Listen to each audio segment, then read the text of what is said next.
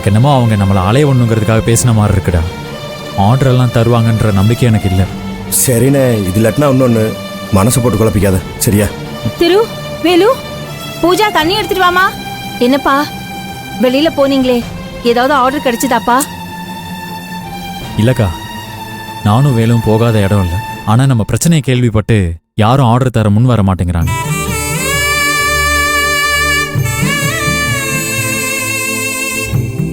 சரி விட்ரா, எங்கேயாவது ஆர்டர் நமக்கு கிடைக்காமையா போயிடும். அந்த நம்பிக்கையில தான் நானும் இருக்கேன். மா, செல்வி எங்கம்மா? ரூம்ல இருக்காங்களா? செல்வி, செல்வி.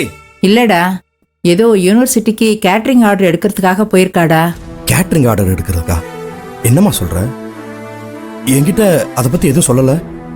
ஆமாண்ணே, வள்ளுவர் யூனிவர்சிட்டில கேட்டரிங் ஆர்டருக்கு இன்டர்வியூ எடுக்கிறதா கால் ஃபார் பண்ணிருந்தாங்க. நான் தான் நெட்ல பார்த்து அன்னிக்கிட்ட சொன்னேன். அண்ணி அந்த இன்டர்வியூக்கு தான் போயிருக்காங்க. நீங்களும் ஆர்டர் எடுக்க போயிருந்தீங்களா? அதான் உங்களை டிஸ்டர்ப் பண்ண வேண்டான்னு அண்ணி தனியா போயிட்டாங்க. என்ன பூஜா சொல்ற? வள்ளுவர் யூனிவர்சிட்டி எவ்வளவு பெரிய யூனிவர்சிட்டி. அங்க நமக்கு ஆர்டர் கிடைச்சதுன்னா பெரிய விஷயம்தான். அண்ணா, அவ்வளவு பெரிய யூனிவர்சிட்டியில நம்மளுக்கு ஆர்டர் கிடைக்குமா? பெரிய போட்டியே இருக்கும்ல. அண்ணே, இன்டர்வியூக்கு போயிருக்கிறது யாரு? செல்வி அண்ணி. அவங்கள பத்தி இன்னும் உங்களுக்கு சரியா தெரியல. செல்வி அண்ணி ஒரு காரியத்துல இறங்கிட்டா சக்சஸ் பண்ணாம வரவே மாட்டாங்க. நீங்க வேணா பாருங்க, அண்ணி யூனிவர்சிட்டி ஆர்டரோட தான் வீட்டுக்கு வருவாங்க.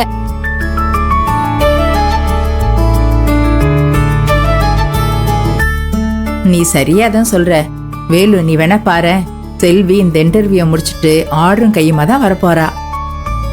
பாத்தியாடா வேலு, நீ உன் பொண்டாட்டியை புரிஞ்சு வச்சிருக்கிறத விட பூஜா தான் அதிகமா புரிஞ்சு வச்சிருக்கா.